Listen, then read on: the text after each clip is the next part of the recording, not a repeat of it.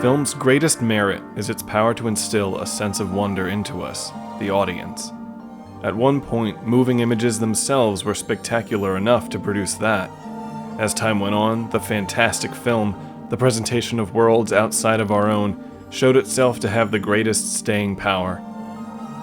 The celebrated magazine Cinefantastique reveled in this form of movie making and would often ask of its readers, "How's your sense of wonder?" Movies like Forbidden Planet, The Time Machine, Jason and the Argonauts, The Red Shoes, these are fantasies that I hold dear and caused my mind to open to their one-of-a-kind visions. They are classics, finely executed marvels of visual sleight of hand, and it's a small wonder that they have kept their vitality and will continue to do so long after countless other films are obscured. We always have had fantastic films, from Méliès's frivolous lunar voyage up to perhaps that last great example of our time, The Lord of the Rings. Yet it is apparent that the number of these movies which hold the coveted monikers of iconic and timeless has dwindled precipitously in the last 30 years. I've seen and participated in few more heated debates than those over that of CGI and practical effects. As impressive as the images can be, I feel that CG's lack of limitations is a detriment to movie making. With the new digital technology and everything, I'm pretty much, whatever I can imagine, I can do. With practical effects and matte paintings, opticals, and those made in the physical realm, their limitations inspire creative solutions which only have equals within the software that encompasses CG. An irony that the limitation of the physical unleashes more imagination than the unlimited potential of the computer. True, many imaginative people work with digital only. However, such work becomes homogeneous far too quickly, especially in the pursuit of realism. But I find when I watch a movie with a lot of beautiful skies, one after the other, I'm like, that's too lucky for real photography. And to me, there's something beautiful about naturalism. And so this is one of the prettier skies in the movie, but you could see that we showed a lot of restraint and didn't put like billowing clouds. Yeah, lions wouldn't be talking either, you idiot. Fantasy is essentially a dream world, an imaginative world, and I don't think you want it quite real. You want an interpretation, and stop motion, to me, gives that added value of a dream world that you can't catch if you try to make it too real.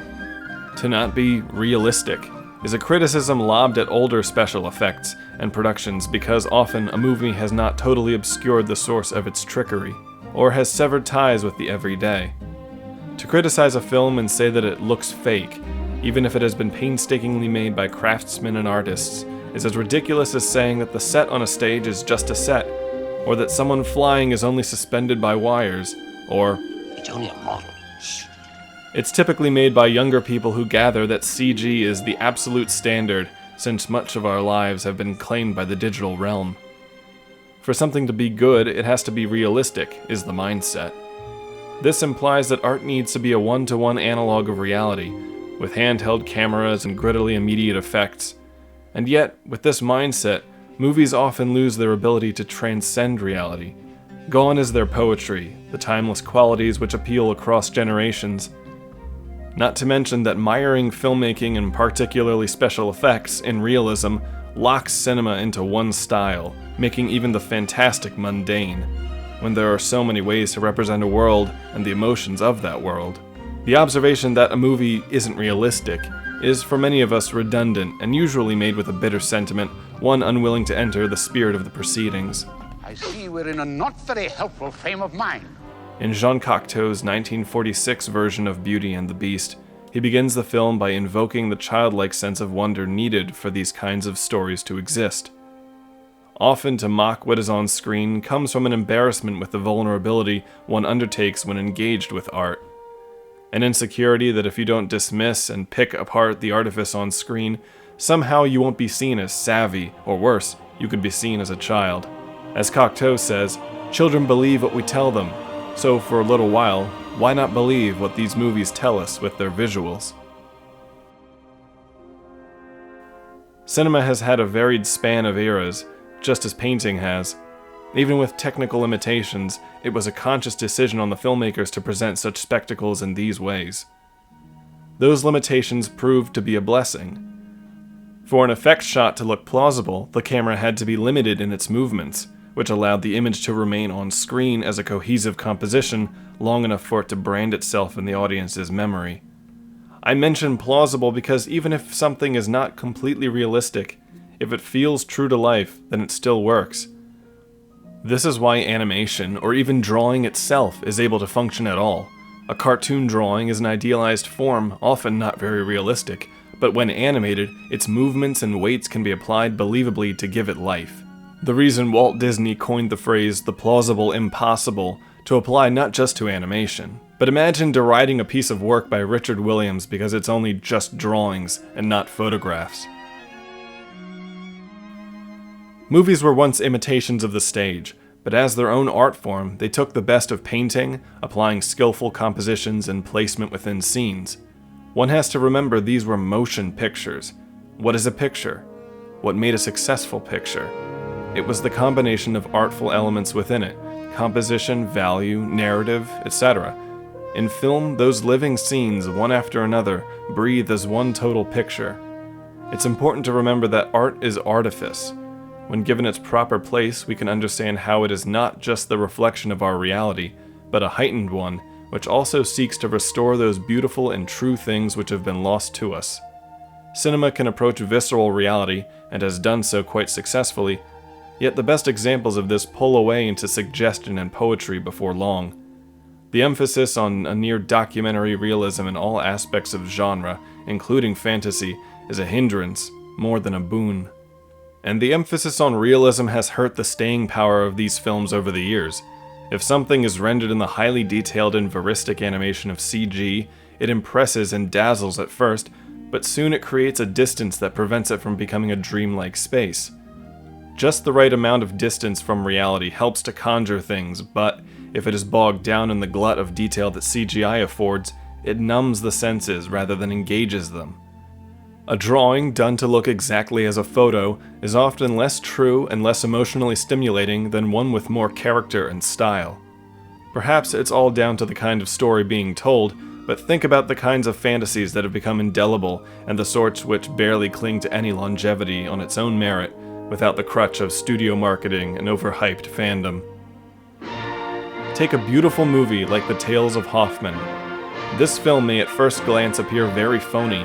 On second glance, it looks precisely like a theatrical stage set. However, when seeing the hand which turns the pages of the program as each act begins, it becomes clear that a magical expansion has taken place, which has blended artifice and reality beyond the proscenium and into its own universe. Something which only cinema could do. Special effects such as this can be picked apart with scrutiny, but going along with them requires our participation and imagination. Too much done on our behalf by armies of animators slaving away at computers robs us of the personal experience of being taken by surprise as a special effect unfolds on screen. In a way, physical things captured on film register in a way computer-generated objects don't, with idiosyncrasies and happy accidents. Ironically, it is the real being made unreal that succeeds more than the unreal trying to be real. I wasn't attracted to psychological theater that aimed to imitate reality. For me, that so-called realism was a vulgar form of expression, in which, under the pretext of restoring reality, they sought to recreate the most apparent but also the most hollow and gross dimension of the world as it is generally perceived. What is generally called reality is only one part, one aspect of a larger order. It seemed to me, it still does, that this realism ignores the whole unconscious, dreamlike, and magical dimension of reality. To deride a film for attempting something fantastic simply because it can be taken apart is acting in bad faith, as if a computer's imagery cannot be dismantled far more easily as digital code. This is not a pipe. Thank you.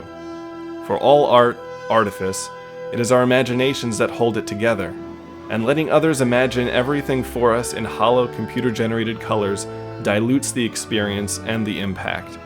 After all, art in its proper place should not be our home, but a temporary escape and a balm for the very real strain of our daily lives. as well as a reminder of the transcendent so often ejected from modern materialist thought. So, with all that said, I must ask, how is your sense of wonder?